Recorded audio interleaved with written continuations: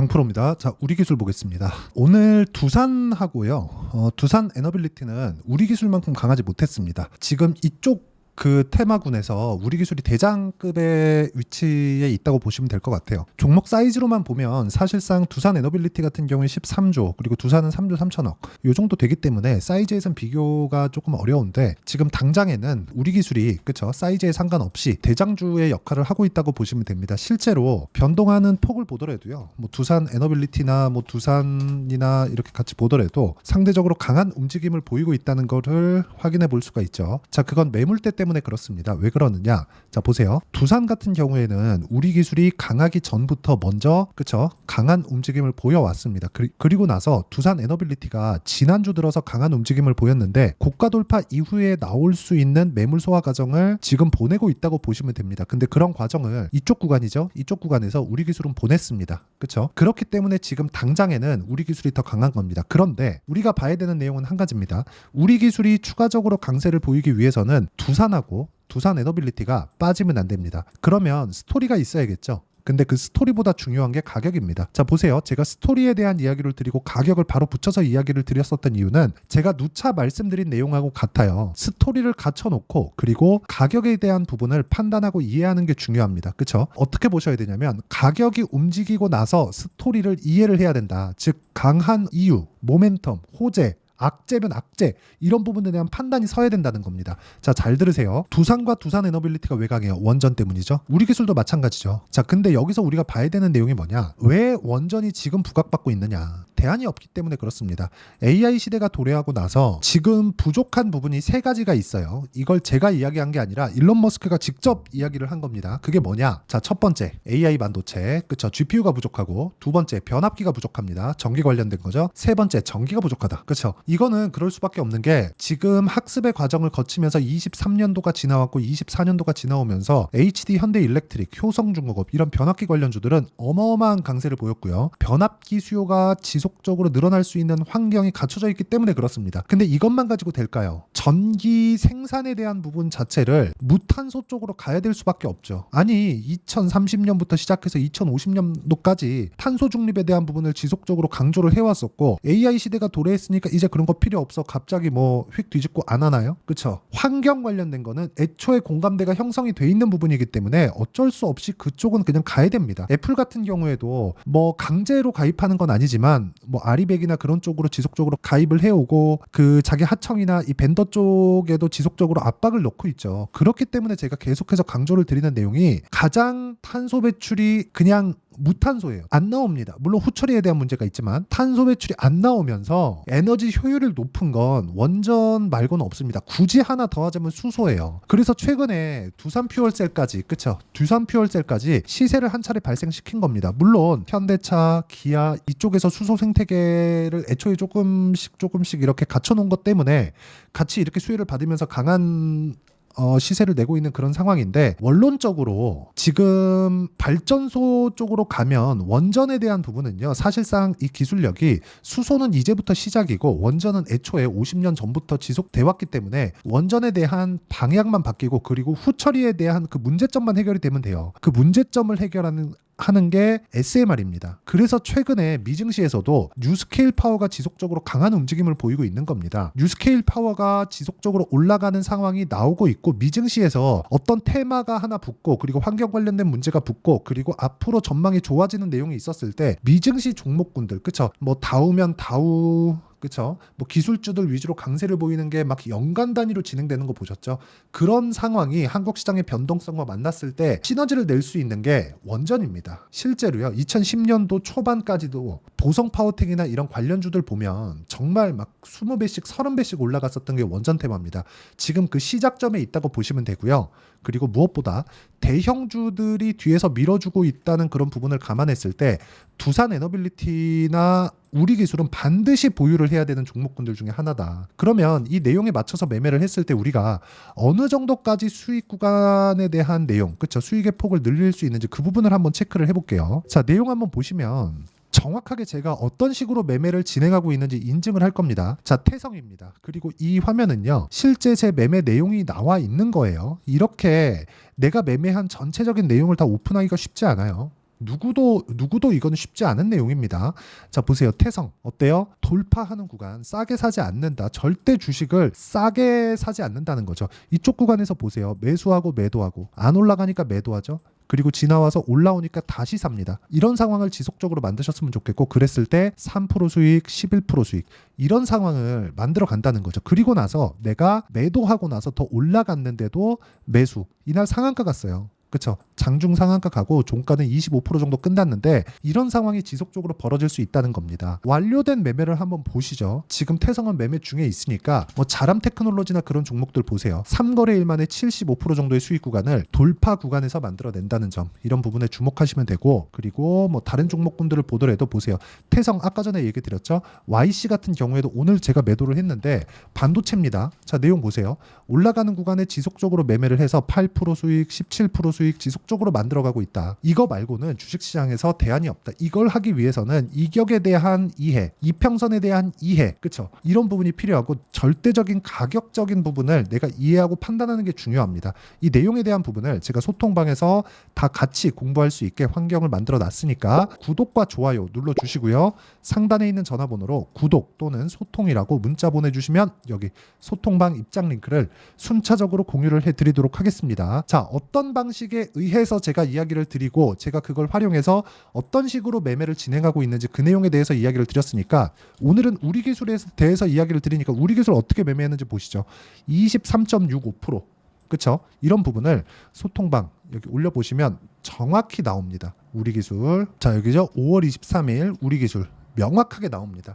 이렇게 돌파 구간에 내가 공략할 수 있어야 된다는 점, 이 부분 반드시 기억하시고, 이런 내용을 소통방에서 다 같이 공부할 수 있게 제가 만들어 놨으니까 구독과 좋아요 눌러주시고요. 상단에 있는 전화번호로 구독 또는 소통이라고 문자 보내주시면 제가 소통방 입장 링크를 순차적으로 공유를 해드리도록 하겠습니다.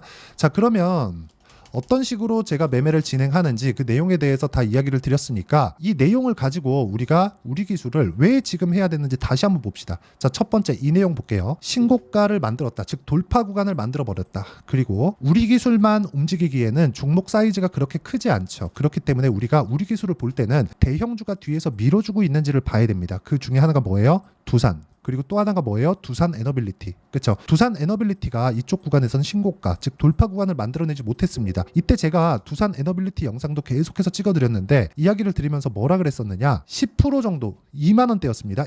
10% 정도 올라가서 22,000원 정도를 돌파를 하면 돌파 구간이 만들어진다. 그때가 되면 우리 기술은 추가적으로 강한 움직임을 보일 수 있을 거고, 두산 에너빌리티 같은 경우에도 2020년도부터 21년도까지 15배 상승하는 폭발적인 상승력을 보인 적이 있기 때문에 끼를 갖추고 있는 종목입니다. 이런 구간에 우리가 판단해야 되는 게 뭐겠습니까? 두산 에너빌리티가 뒤에서 민다. 우리 기술은 앞장서서 달려간다. 가격 판단하는 게 정말 중요하다. 그렇기 때문에 제가 어떤 식으로 매매를 했는지를 보여드리는 겁니다. 그렇죠? 돌파하는 구간에 매수했을 때 23.65%, 그렇죠?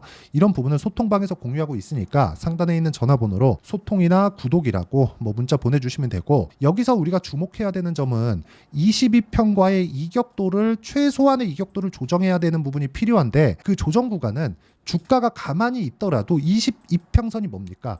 20일 동안 거래된 평균 가격이잖아요. 그러면 여기서 20일이 지금 며칠 지났나요? 5일 정도가 지났죠. 이 고가에서 횡보를 하더라도 22평은 자연스럽게 올라올 수밖에 없죠. 내일 지나고 모레 지나면 가파르게 22평이 뜨기 시작할 겁니다. 그렇죠? 정확하게 제가 이 내용을 딱 찍어서 보여드리면 보세요. 이제 한 3, 4일 정도 지나면 저가 부분이 빠지면서 평균 가격이 높아질 수밖에 없죠. 22평의 기울기가 가파르게 뜰 수밖에 없는 그런 상황이 됩니다. 이건 산수예요, 그냥. 그렇죠? 이런 부분을 이해하고 판단했을 때 내가 꾸준히 수익 낼 수 있는 상황을 만들어낼 수 있고, 그리고 이런 내용을 다 이해하고 판단할 수 있게 제가 소통방에서 다 진행하고 있고요. 이렇게 제가 가격을 잡는 원리가 있겠죠. 자, 오늘 같은 경우에도 YC 같은 거 충분한 수익 내고 나왔습니다. 이렇게 가격을 잡는 원리는요, 여기 우리 기술의 단기 보유 전략입니다. 아까 전에 제가 매매 내역에 대해서 다 보여드렸죠. 실제 제가 어떻게 매매를 하고 있는지 그 내용을 보시면 2주를 넘어가는 종목군들이 없다. 그렇죠? 물론 오차범위 존재하고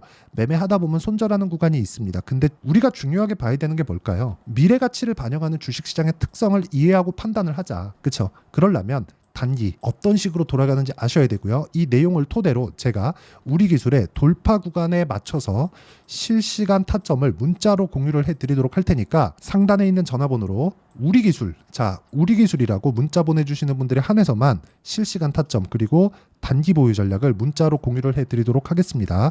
자, 내용 정리하면 그렇습니다. 원전에 대한 건 사실상 의심할 여지가 없다. 그런데 우리는 얼마에 잡는지에 따라서 수익을 볼지 말지에 대한 부분이 결정이 됩니다. 어떤 종목을 운 좋게 잡으려고 생각하지 마세요. 가격이 움직이는 데는 원리가 있고 그 원리에 맞춰서 이평선이 움직이고 그리고 너무 높은 이격이 있을 때는 조정을 받을 수밖에 없습니다. 그 구간에 우리가 어떻게 판단하고 매매를 이어가야 될지를 제가 다 이해를 시켜드리도록 할 테니까 영상 끝까지 시청하시고요. 모든 분들이 성공 투자하셨으면 참 좋겠습니다.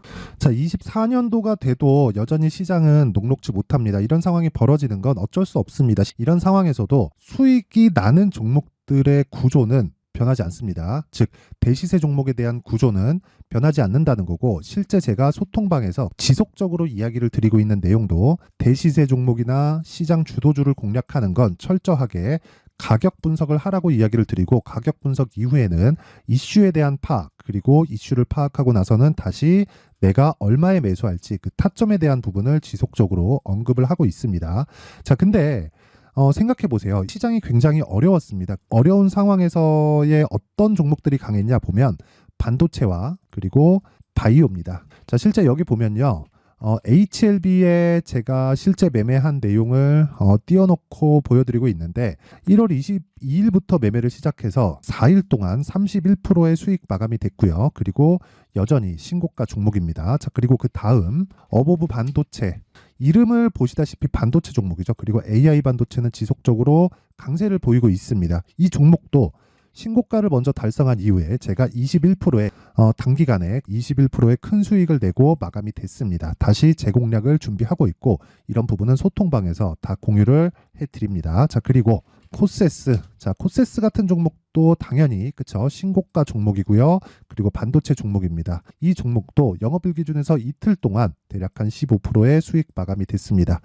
내용을 한번 보시면 어떻습니까? HLB를 포함해서 뭐 30%, 20%, 뭐 15% 이런 식의 수익이 지속적으로 발생하고 있는데 이 세 종목 모두 다 신고가 종목이고 1월 달에 시장이 약세를 보이고 있는 구간에서도 강했었던 그런 종목입니다. 특징점이 하나 있는데 그 이슈에 앞서서 가격이 먼저 반영했다는 거죠. 그렇게 제가 가격을 먼저 보고 이슈에 대해서 파악하는 이유는 결과적으로는 큰 시세를 먹기 위한 사전 준비 작업입니다. 실제로 큰 시세를 먹기 위해서 사전 준비 작업을 했을 때 여기 레인보우 로보틱스 127% 그리고 ISC 98% 그리고 한미반도체 97%의 큰 수익을 내는 상황을 만들 수 있습니다. 어떤 식으로 소통방에서 진행됐는지 그쵸? 그 상황을 제가 이야기를 드린 건데 이런 상황도요 당연히 신고가를 공략했을 때 가능한 겁니다. 자, 그러면 이번에도 마찬가지입니다. 그쵸? 정부 주도의 코리아 디스카운트 해소 방안이 2월 달에 발표를 하고요. 그리고 2월 달에 발표된 내용을 토대로 주가가 움직이는 게 아니라 이미 움직인 내용이 있죠. 실제 이 내용은 크게 중요한 게 아니라는 겁니다. 실제 움직인 내용을 보면 자, 기아차입니다. 실제로 12월 달에 신고가를 만들어 놓고 정부에서 입김을 불어 넣으니까 순식간에 기아차를 포함해서 현대차 같은 거대 기업들의 주가가 2주도 채 되지 않아서 40% 정도의 큰 시세를 냅니다. 자, 그러면 우리는 어떤 종목을 봐야 될까요? 이슈를 파악해야 되는 것도 맞지만 철저하게 가격에 맞춰서 매매를 해야 되는 게 당연히 중요합니다. 정부가 주도하는 정책 방향이 있겠죠. 그 방향에 맞춰서 우리가 종목을 찾을 필요가 있다. 자, 그러면 답이 나왔습니다. 정부가 주도하는 방향에 맞춰서 제2의 기아차를 찾는 게 지금은 중요하다. 근데 정부 정책의 방향에 맞게 가자. 그랬을 때 앞서서 제가 보여드렸었던 내용인 여기 레인보우 로보틱스 127% 그리고 ISC 98% 그리고 한미반도체 97%와 같은 수익을 낼 수 있습니다. 물론 시간에 대한 부분은 최소 2주의 시간이 필요하고요. 그리고 최장 3개월 안에 끝내야 됩니다. 자, 기아차의 시세를 보셨던 것과 같이 2월 달에 정부 정책의 방향이 결정되고요. 바로 3월 달이면 시행입니다. 자, 그러면 우리는 거기에 맞춰서 당연히 종목을 찾아야 되고 제가 제2의 기아차를 찾아놨습니다. 제가 아까 전에 소통방에서 이야기를 드렸었던 내용 다 공개를 해드렸는데 그 내용처럼 종목만 받고 싶다 하시는 분들은요. 상단에 있는 제 전화번호로 대시세. 자, 대시세라고 문자를 보내주시면 정부 정책의 방향에 맞는 종목을 모든 분들에게 무료로 공개를 해드리도록 하겠습니다. 자, 제가 원하는 건 채널 성장이 목적입니다. 자, 그래서 구독과 좋아요 꼭 좀 부탁드리고요. 모든 분들이 정부 정책에 맞는 방향으로 매매를 이어가서 큰 수익 보셨으면 좋겠습니다.